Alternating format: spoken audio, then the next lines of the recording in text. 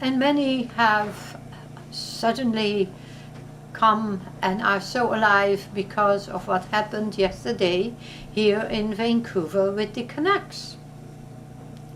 And the questions are from so many. Why? How come? Well, that's simple. The hockey games are very, very violent. And it shows the somewhat omnipotent younger generation that anything goes. Beat, punch, kick. Sometimes they plow each other out against the boards. But that's not where it started. It started with the elders. It started with the school teachers. It started with those who were the ones that gave guidance and educated these individuals that are running on the street. Now, I wouldn't say that all the elders are, of course, the parents, are guilty. But if they start to search their hearts, then we can see that this again goes back as what I spoke about so often, compassion. If we have no compassion, and compassion has kindness and love, remember, compassion is already some 12, 14,000 years old. The very, very first lady Buddha, and then the next Buddha, was out there giving the information on how kindness, compassion, caring were the major tools for longevity and for harmony.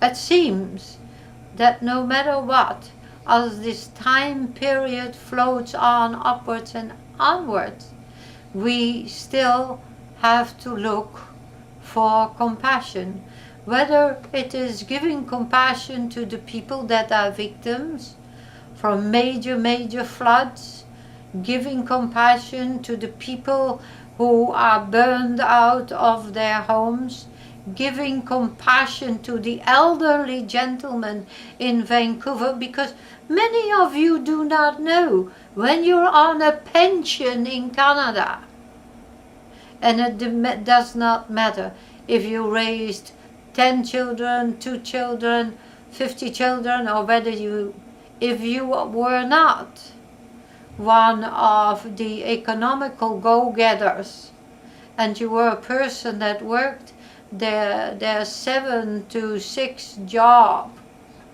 or the people that nowadays go 9 to 5, lucky them.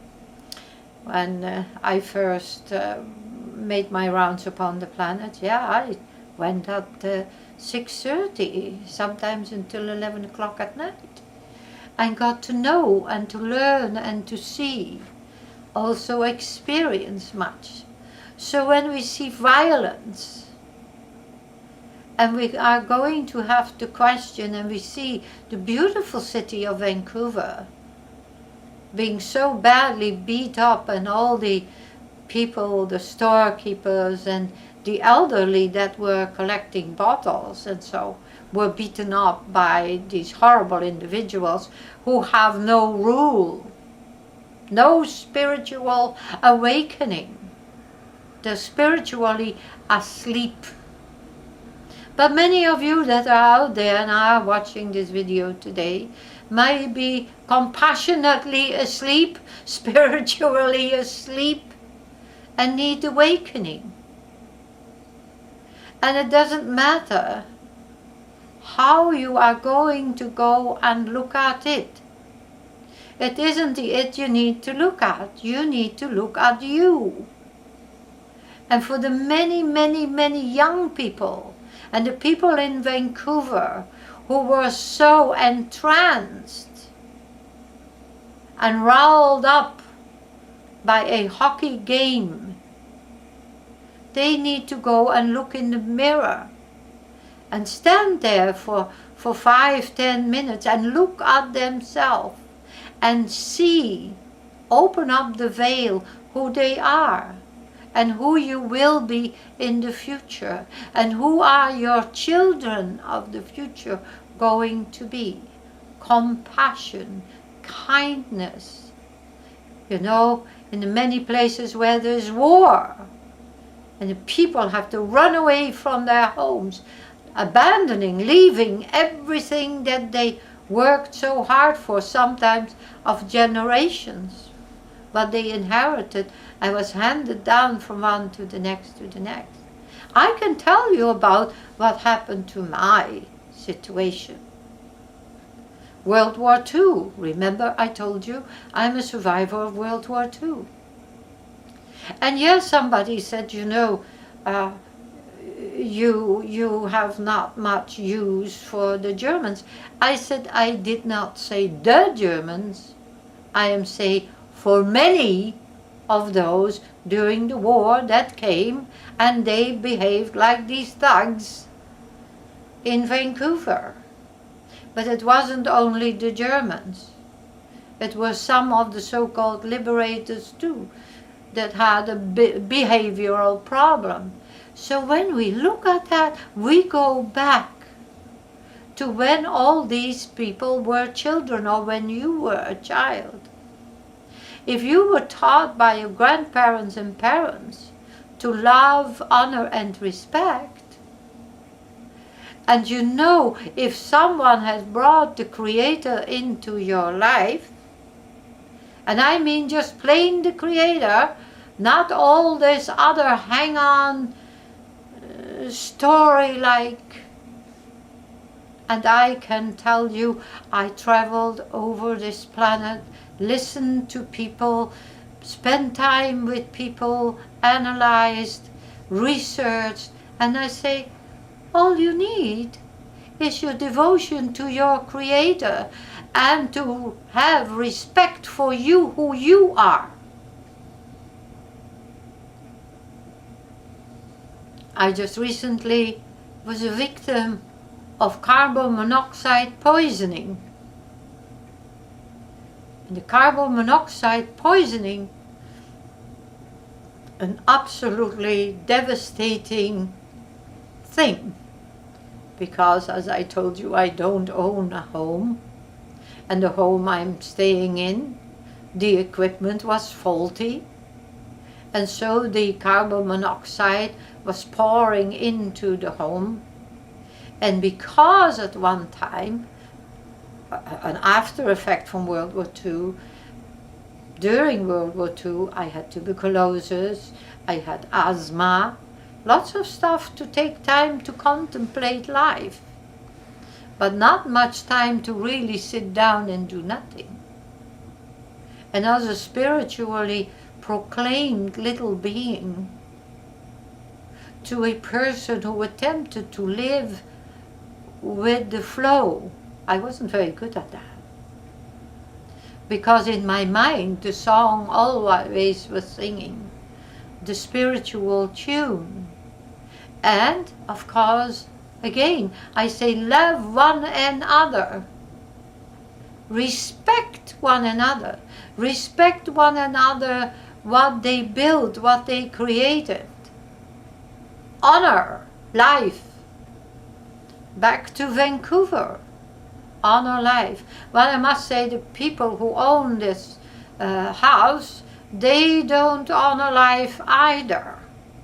They could care less, because I'm in the 3rd week now and there's no heat in this place that the house is generating other than some heating lamps to warm up the place, because it gets mighty cold here.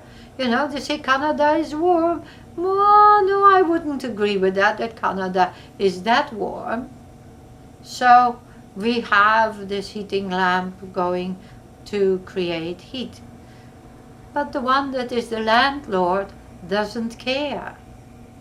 And because he doesn't care and she doesn't care, we are having to find another place to say our prayers from.